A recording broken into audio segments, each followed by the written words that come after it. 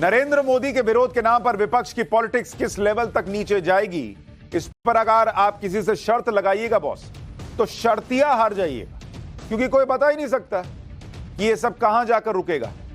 भारत इकलौता ऐसा देश होगा दुनिया में जहां सीए का जिनसे लेना देना भी नहीं है वो भी विरोध कर देते हैं। एनआरसी आती नहीं है लेकिन सड़क छेक ली जाती है। और आज तो भारत बंद के नाम पर वो हो गया कि आप माथा पीट लेंगे। 2024 के चुनाव में जिनको ये भ्रम फैलाने का चस्का लग चुका है कि मोदी आरक्षण खत्म कर देंगे, मोदी आरक्षण खत्म कर देंगे, वो अब इसका पार्ट 2 ले आए। और आज देश में जो जो हुआ उसको देखकर लोग यही पूछ रहे हैं कि ये बिना मुद्दे का भारत बंद क्या बांग्लादेश बनाने का ड्रेस रिहर्सल था? क्या भारत की सड़कों पर बांग्लादेश जैसे हालात बनाने का ट्रेलर था? ये सवाल क्यों उठ रहा है, आज आपको विस्तार से बताऊं। आज इस चैप्टर में ऐसी ऐसी डिटेल्स आपको बताऊंगा कि आप खुद हैरान रह जाएंगे कि भविष्य में कितना बड़ा खतरा भारत के सामने खड़ा है। यह नरेंद्र मोदी का मसला नहीं है बॉस, ये देश के लिए बड़ा मसला है। यह याद रखिए कि कई संगठनों ने आज इसी आरक्षण के मुद्दे पर भारत बंद की कॉल दी थी, और इसका कितना असर हुआ कितना नहीं हुआ यह तो बाद की बात है। लेकिन यह याद रखना जरूरी है कि अभी कुछ दिन पहले आरक्षण वाली बात पर ही बांग्लादेश जला था। यहां तो कुछ लोग कहते ही रहते हैं कि भारत का हाल भी बांग्लादेश वाला हो जाएगा। राकेश टिकैत जैसे लोग जो किसान आंदोलन के दौरान सबसे आगे थे, वो तो अब ये कह रहे हैं कि 26 जनवरी को ट्रैक्टर संसद की तरफ घुमा देते तो उस वक्त ही भारत में बांग्लादेश जैसा हाल हो जाता। इसी से सवाल उठ रहे हैं कि आज जिस तरह का विरोध प्रदर्शन हुआ, जिस तरह से सुनियोजित तरीके से लोगों को सड़क पर उतरने के लिए कहा गया, वो भी बिना किसी मुद्दे के, क्या यह सब करके कोई टेस्टिंग चल रही है? क्योंकि जिस मुद्दे पर आज भारत बंद बुलाया गया था, जिस मुद्दे पर विरोध हो रहा था, वो मुद्दा तो था ही नहीं। बिना मुद्दे के कैसे दिन भर बवाल कटा है देश में, जरा इसकी एक झलक देखिए, फिर आपको विस्तार से एक एक चीज समझाऊंगा।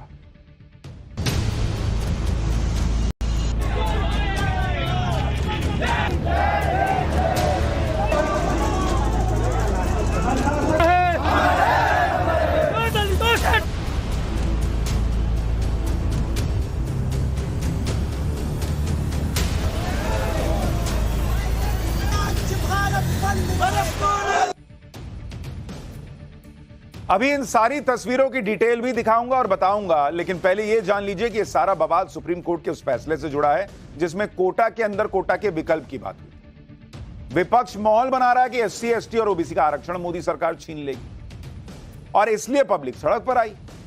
लेकिन यह मुद्दा क्यों नहीं है, इसकी डिटेल जानने से पहले जरा देश भर का हाल देखिए कि बिना मुद्दे वाला भारत बंद कैसा था। आज भारत बंद के दौरान सबसे ज्यादा बवाल बिहार में कटा। पटना के डाकबंगला चौराहे पर बड़ी संख्या में प्रदर्शनकारी एकजुट हुए।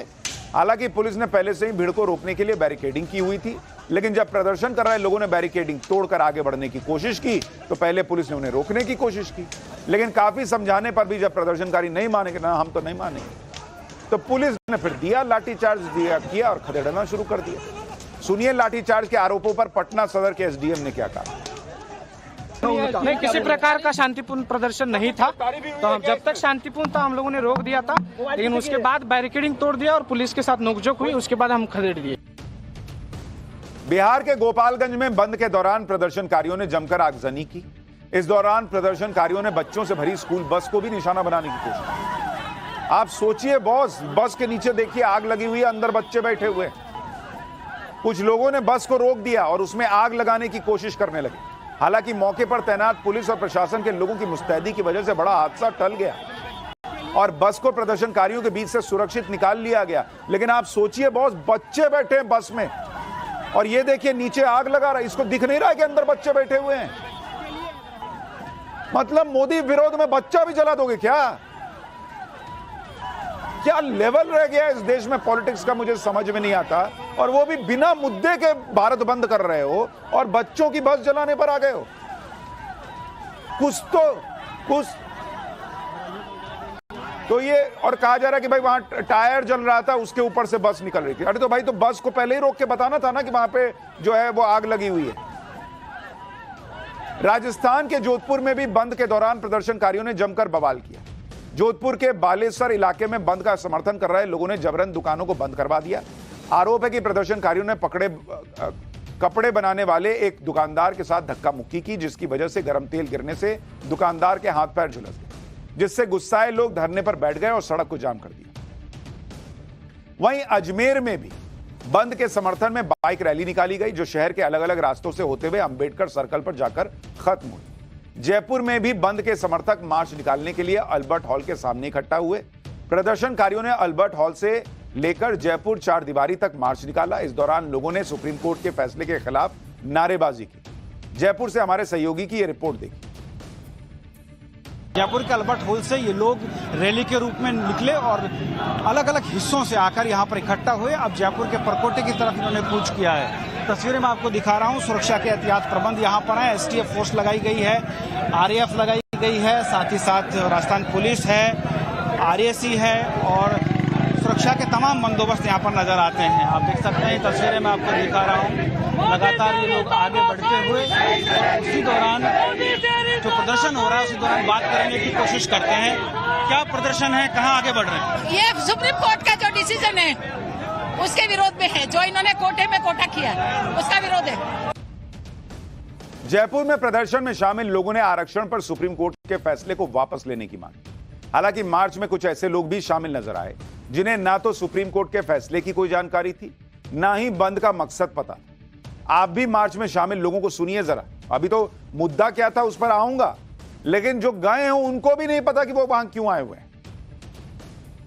इसका तरीका गलत है। ये संसद के अंदर होना चाहिए। 341 संविधान ये कहता है कि सामाजिक आधार के ऊपर किया गया आरक्षण है, इसको और अन्यथा किसी प्रकार से नहीं कर सकते और केंद्र सरकार ही इसकी सूची बना सकती है। इसमें राज्यों को जो अधिकार दिया गया है उसके ऊपर हमारा विरोध है। क्रिमिनल और निर क्रिमिनल जो एक्ट लागू किया है उसके हम विरोध में हैं।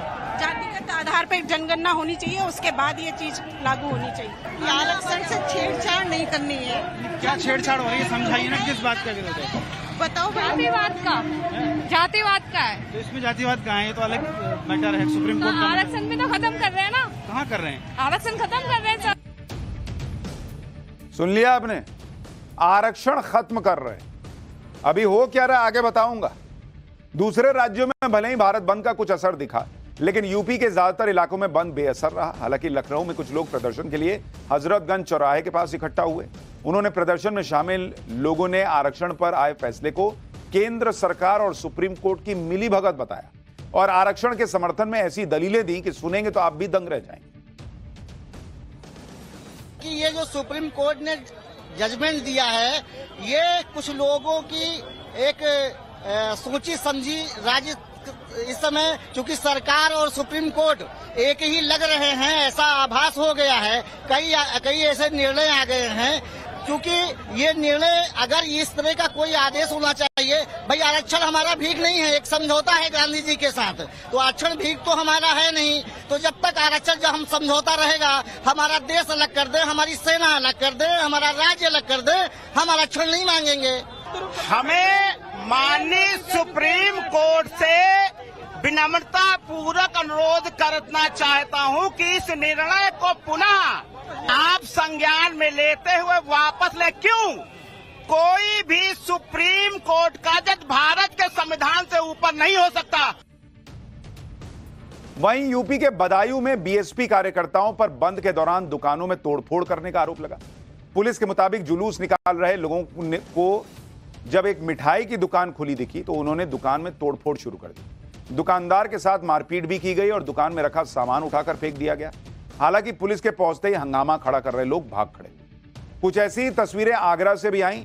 वहां भी प्रदर्शन कर रहे लोगों ने एक दुकान खुली देखकर लूटपाट शुरू की, जिसके बाद इलाके के दुकानदारों ने खुद लाठी डंडे उठाकर मोर्चा संभाला और हंगामा कर रहे लोगों को खदेड़ दिया।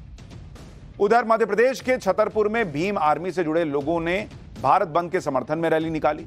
प्रदर्शन में शामिल लोगों ने जबरन दुकानों को बंद कराना शुरू किया और कई दुकानों में तोड़फोड़ भी की। इस दौरान कई लोगों के हाथों में डंडे लेकर बवाल करते हुए वो कई लोग नजर आए। उधर गुजरात के बोटाद में भी भारत बंद के दौरान रैली निकली। सुप्रीम कोर्ट के फैसले के खिलाफ लोग बड़ी संख्या में सड़कों पर उतरे और शहर के अलग अलग रास्तों से होते हुए डीएम के दफ्तर में जाकर आरक्षण पर आए फैसले को वापस लेने की मांग का ज्ञापन सौंपा।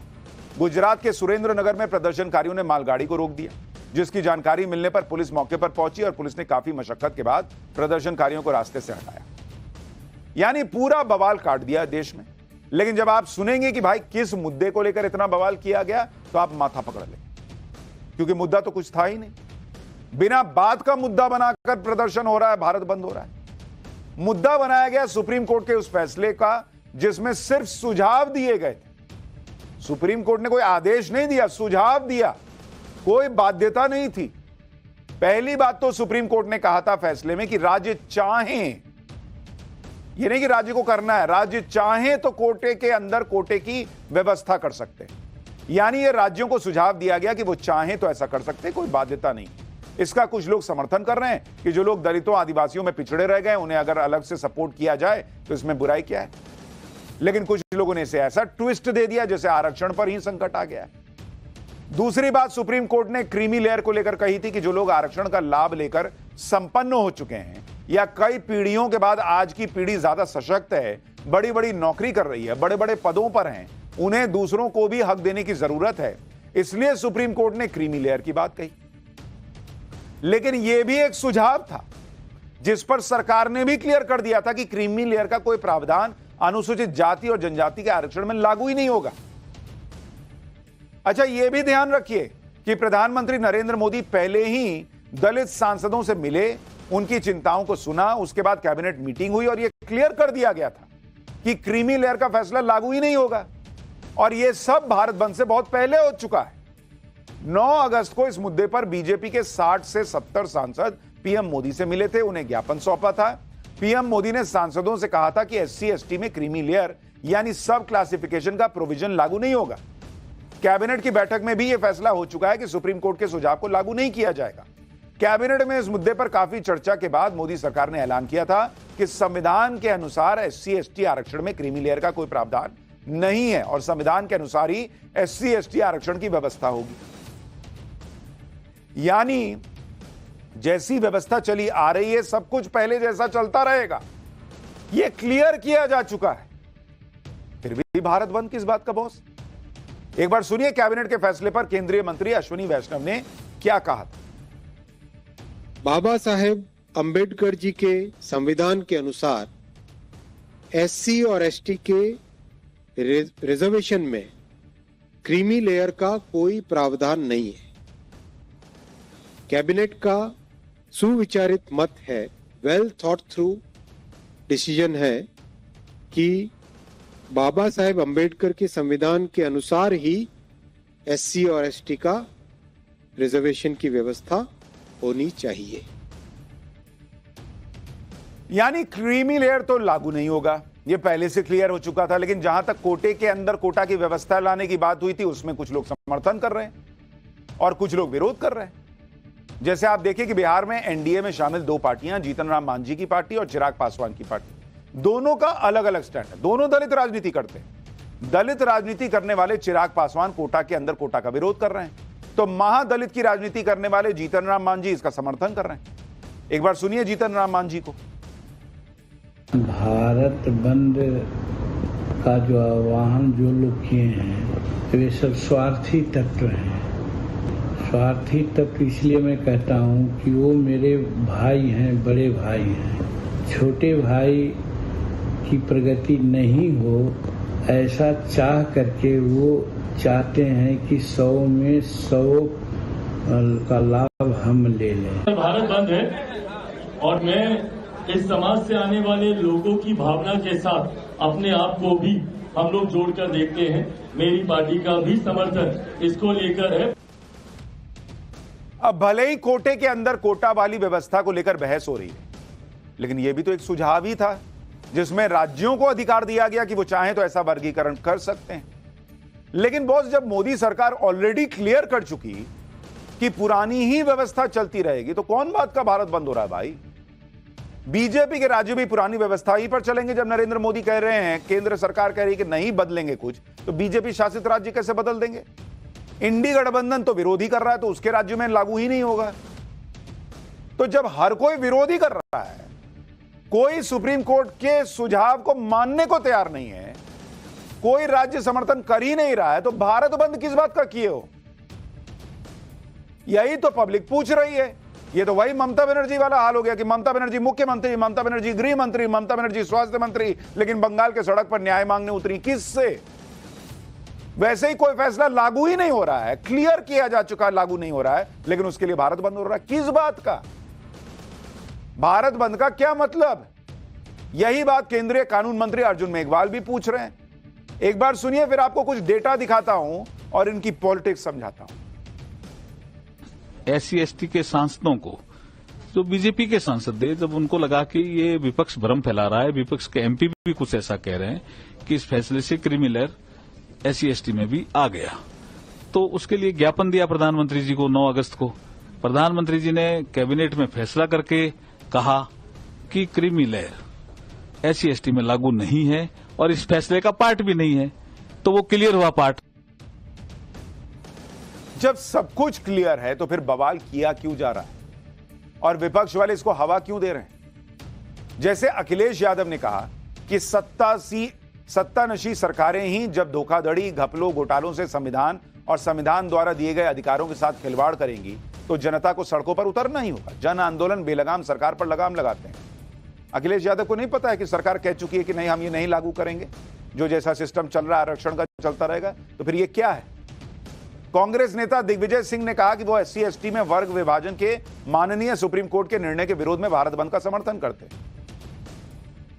किस बात का? जब कोई लागू ही नहीं कर रहा तो आप क्या समर्थन कर रहे हैं? मायावती ने कहा कि बीजेपी, कांग्रेस आदि पार्टियों की आरक्षण विरोधी साजिश है। सरकार से मांगे कि संविधान संशोधन लाकर आरक्षण में हुए बदलाव को खत्म किया जाए। यानी आरक्षण के मुद्दे पर इंडी गठबंधन और बाकी पार्टियां जबरदस्त माहौल बना रही हैं। इन पार्टियों को शायद ये लग रहा है कि जैसे लोकसभा चुनाव में आरक्षण खत्म कर देंगे मोदी, खत्म कर देंगे मोदी का माहौल बनाकर बीजेपी को डेंट किया, वैसे ही दोबारा मौका मिलेगा। अच्छा, कितनी पब्लिक सड़क पर आ रही है ये अलग पता चल जाएगा। लेकिन आपको इंडी गठबंधन की सच्चाई भी बताऊंगा कि इन लोगों ने अपने अपने राज्य में क्या किया। जो SC/ST OBC के लिए आज छाती पीट रहे हैं, इन्होंने क्या किया SC/ST OBC के लिए और मोदी ने क्या किया है, आज आपको ये कंपैरिजन दिखाऊं। लेकिन पहले यह भी समझ लीजिए कि यह पूरी लड़ाई वोट बैंक को लेकर। देश में SC/ST का बड़ा वोट बैंक है। करीब 25% आबादी इस वर्ग के तहत आती है। पिछले 2 लोकसभा चुनाव की बात करें तो इंडी गठबंधन के पास ये दोनों वोट बैंक एक मुश्त नहीं थे। इस वोट बैंक का बड़ा हिस्सा NDA के पास था, इसलिए SC/ST आरक्षण के मुद्दे पर इंडी गठबंधन इतना हाथ पैर मार रहा है। अगर आप इसको वोट बैंक की पॉलिटिक्स को समझेंगे तो आपको समझ में आएगा कि यह झूठ और भ्रम क्यों फैलाया जा रहा है। अगर आप 2019 का लोकसभा चुनाव देखेंगे और इसमें अगर आप SC वोट देखेंगे, शेड्यूल कास्ट का वोट, तो वो NDA को गया 41% वोट शेड्यूल कास्ट का गया और इंडी अलायंस को गया 25%। अगर आप 2024 का चुनाव देखेंगे, 2024 का, तो 2024 में NDA का वोट जो है वो 36% रह गया शेड्यूल कास्ट का और इंडी अलायंस का वोट जो है वो बढ़कर हो गया 32%। क्यों? तब भी यही माहौल था कि आरक्षण खत्म कर देंगे, आरक्षण खत्म कर देंगे। तो इनको लगा कि बॉस ये तो डेंट कर रहा है, काम आ रहा है भाई, भले 5% घटा, लेकिन घटा ना, और बोलो और बोलते जाओ, हो सकता है असर दिखाए। इसी तरह से अगर आप शेड्यूल ट्राइब का वोट देखेंगे कि 2019 में किसको कितना वोट मिला, शेड्यूल ट्राइब का वोट NDA को गया था 2019 में 45% और इंडी अलायंस को गया था 37%। ये शेड्यूल ट्राइब का बता रहा। लेकिन 2024 के चुनाव में देखिएगा, शेड्यूल ट्राइब का जो वोट है NDA के लिए वो बढ़ गया, वो 51% हो गया और जो इंडी अलायंस का वोट है वो 31% पे आ गया। तो इसलिए SC/ST की बातें झूठ और भ्रम की राजनीति चल रही है। विपक्ष को लगता है कि यह नैरेटिव विधानसभा चुनावों में भी हिंदुत्व की काट साबित हो सकता है और यह बात बीजेपी भी जानती है। सुनिए योगी आदित्यनाथ क्या कह रहे हैं। जातीयता का जहर घोलने वाले लोग ये भारत को कमजोर करने का काम कर रहे हैं। जातीयता का जहर घोलने वाले लोग भारत के सामाजिक ताने-बाने को छिन्न कर रहे हैं और एक तरफ हमें आपस में बांट रहे हैं तो दूसरी तरफ तुष्टीकरण की प्रकाशता में चढ़ करके उत्तर प्रदेश को दंगों की आग में भी झोंकने का काम कर रहे हैं। लेकिन जो इंडी गठबंधन आज दलित आदिवासियों का सबसे बड़ा हितैषी बन रहा है, भाई राहुल गांधी बार बार मोदी सरकार में हिसाब मांगते हैं ना कि सरकार में बड़े बड़े पदों पर कितने एससी एसटी ओबीसी। आज राहुल गांधी को भी देखना चाहिए कि जब यूपीए सरकार थी तब बड़े पदों पर कितने एससी एसटी थे। ये आपको बताता हूं, फिर बताऊंगा एससी एसटी के लिए इन्होंने किया क्या और नरेंद्र मोदी ने किया क्या। लेकिन पहले बड़े पदों का हिसाब देखते हैं कि बड़े पद पर एससी एसटी का क्या हिसाब है। जो सरकार के बड़े पद हैं एससी एसटी कितने, आज आपको इसका डिटेल देता हूं, सुनिए जरा। यूपीए सरकार में, यूपीए के समय अगर आप देखिएगा जो एससी एसटी अधिकारी थे, ये मार्च 2011 तक का डेटा आपको बता रहा हूं, मार्च 2011। इसमें अगर आप देखिएगा कुल सचिव कितने थे, कुल सचिव थे 149 कुल सचिव थे, सेक्रेटरी। एससी वर्ग के कितने थे, एससी वर्ग के थे बहुत 0, एक भी एससी वर्ग का सचिव नहीं था 2011 तक। राहुल गांधी से कोई पूछे, आज पूछते हैं अपने जमाने में क्या किया 60 साल में। एसटी सचिव, शेड्यूल्ड ट्राइब के कितने सचिव थे बॉस, मात्र 4, जिसके अगर प्रतिशत निकालिएगा तो 2.68% आता है। तो 2%, 3% सचिव थे एससी एसटी कम्युनिटी से।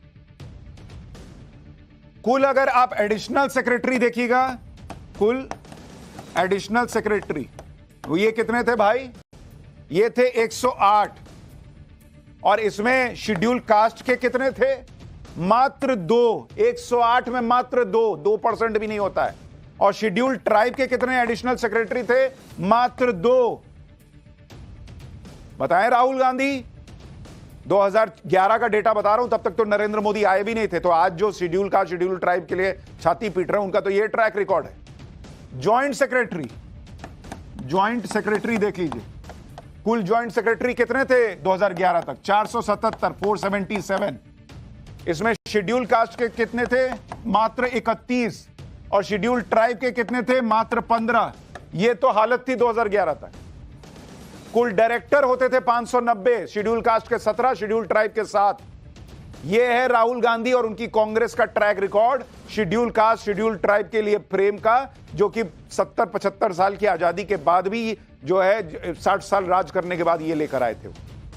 ये 2011 का डेटा भी आपको बताया। इतना ही नहीं, यूपीए सरकार में उस वक्त एससी और एसटी वर्ग के लिए जो पद आरक्षित थे, उसमें भी हजारों की संख्या में भर्तियां सालों तक खाली रहीं। मतलब जो बनाया वो तो बनाया, जो पद थे उसमें भी नहीं भरा।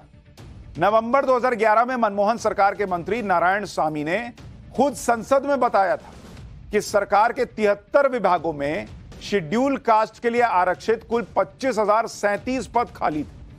25,037 पद शेड्यूल कास्ट के लिए आरक्षित पद खाली थे। वहीं शेड्यूल ट्राइब के लिए 28,173 पद खाली थे। ऐसा लगातार न हो रही भर्तियों के बैकलॉग की वजह से हुआ था। आज अचानक से प्रेम आ गया, क्योंकि शेड्यूल कास्ट शेड्यूल ट्राइब का वोट जो है वो एक मुश्त चला जा रहा है नरेंद्र मोदी को। तो बताना है कि भाई तुम आप बताइए आपने कितने बनाए। जो लोग सवाल उठा रहे हैं कि मोदी सरकार ने एससी एसटी वर्ग के लिए ज्यादा कुछ नहीं किया, उन्हें कुछ आंकड़े भी दिखाता हूं। साल 2004 से 2014 के बीच शहरी क्षेत्र में शेड्यूल कास्ट वर्ग को कुल 2,43,000 घर दिए गए। ये यूपीए के 10 साल में 2,43,000 घर, जबकि नरेंद्र मोदी के राज में 2015 से 2022 के बीच में 20,47,000 घर शेड्यूल कास्ट वर्ग को दिए गए। 7 साल में, कहां 10 साल में 2 लाख घर, 2 लाख से कुछ ज्यादा, यहां 7-8 साल में 20 लाख से ज्यादा घर नरेंद्र मोदी जी ने दिए शेड्यूल कास्ट को। कांग्रेस के राज में 2004 से 2014 के बीच शेड्यूल ट्राइब वर्ग को सिर्फ 47,000 घर दिए गए, जबकि नरेंद्र मोदी के राज में 2015 से 2022 के बीच शेड्यूल ट्राइब वर्ग को 5.5 लाख घर मिले। साल 2014 में शेड्यूल कास्ट शेड्यूल ट्राइब वर्ग की शिक्षा के लिए 1100 करोड़ का बजट आवंटित किया गया था, जो कि साल 2022 में बढ़ाकर 6,000 करोड़ रुपए किया गया। साल 2014 से 2022 के बीच कुल 36,428 शेड्यूल ट्राइब बहुल गांव को 7300 करोड़ रुपए उन पर खर्च किए गए, उन्हें विकसित किया गया। और कहा जा रहा है कि शेड्यूल ट्राइब शेड्यूल कास्ट का आरक्षण खत्म कर दिया जाएगा। आपने क्या किया 60 साल में और एक व्यक्ति क्या कर रहा है 7 साल में, 8 साल में, जो डेटा है वो सबके सामने है। जमीन आसमान का फर्क है। और आप कह रहे हैं कि ये आदमी जो है वो हटा देगा आरक्षण। और इसलिए मैंने कहा ना कि ये नरेंद्र मोदी की बात नहीं है, देश की बात है बॉस। ये झूठ और भ्रम की राजनीति कब तक चलेगी? SC ST OBC के हक के नाम पर सिर्फ पॉलिटिक्स हो रही है। अगर यूपीए से तुलना करें तो मोदी सरकार में SC ST OBC वर्ग के लोगों के खर्च करने की क्षमता बढ़ी है। अगर आप देखिएगा प्रति व्यक्ति खपत, यानी कितना आपके पास पैसा है खर्चा करने के लिए, प्रति व्यक्ति खपत देखिए कितना आपके पास पैसा है खर्च करने के लिए। ग्रामीण इलाके के अगर आप देखेंगे SC ST वर्ग के लिए 2011-12 यूपीए के जमाने का आपको डेटा बताऊं, ST वर्ग के लिए यह आंकड़ा कितना था? 1122 रुपया खर्च कर पाता था ST वर्ग प्रति महीने, पर मंथ, प्रति महीने ST वर्ग यूपीए के जमाने में। और शेड्यूल कास्ट कितना कर पाता था भाई? 1252 रुपया प्रति महीने। यह उनके खर्च करने की क्षमता थी यूपीए के जमाने में। 2022-23 में यह आंकड़ा कहां पहुंचा है बॉस? ग्रामीण इलाके में मोदी सरकार में 2022-23 में शेड्यूल ट्राइब की जो खर्च करने की क्षमता है वो डबल से भी ज्यादा हो गई है। 3016 रुपए प्रति महीने, पर मंथ ये हो चुका है। और शेड्यूल कास्ट के लिए भी ये ऑलमोस्ट 3 गुना पहुंचने पर है, 3474 रुपया प्रति महीने हो गया। आप 60 साल राज करने के बाद ST SC के खर्च करने की क्षमता 1000 रुपए तक पहुंचा पाए। एक व्यक्ति जो है वो 7 साल में उसको डबल ट्रिपल कर दे रहा है, और आप कह रहे हैं वो व्यक्ति आरक्षण खत्म करना चाहता है। इसी तरह से आप लिटरेसी रेट देखिए, साक्षरता दर। बॉस ये सब बातें बतानी जरूरी हैं देश को, नहीं तो बांग्लादेश बनाने के लिए कोई कसर नहीं छोड़ रहे हैं कुछ लोग। 2011 में जो शेड्यूल ट्राइब का, ये शेड्यूल ट्राइब का बता रहा हूं, 2011 में लिटरेसी रेट क्या थी? 59% था। 2021 में यह बढ़कर कितना हो गया? 71.6% शेड्यूल ट्राइब का। मतलब आंकड़े बता रहे हैं कि देश में स्थिति शेड्यूल ट्राइब के लिए बेहतर की जा रही है, पिछड़ों को, दलितों को सम्मान मिल रहा है। और आप जो है भड़का रहे हैं कि नहीं तुमको ये तो आरक्षण खत्म कर देंगे।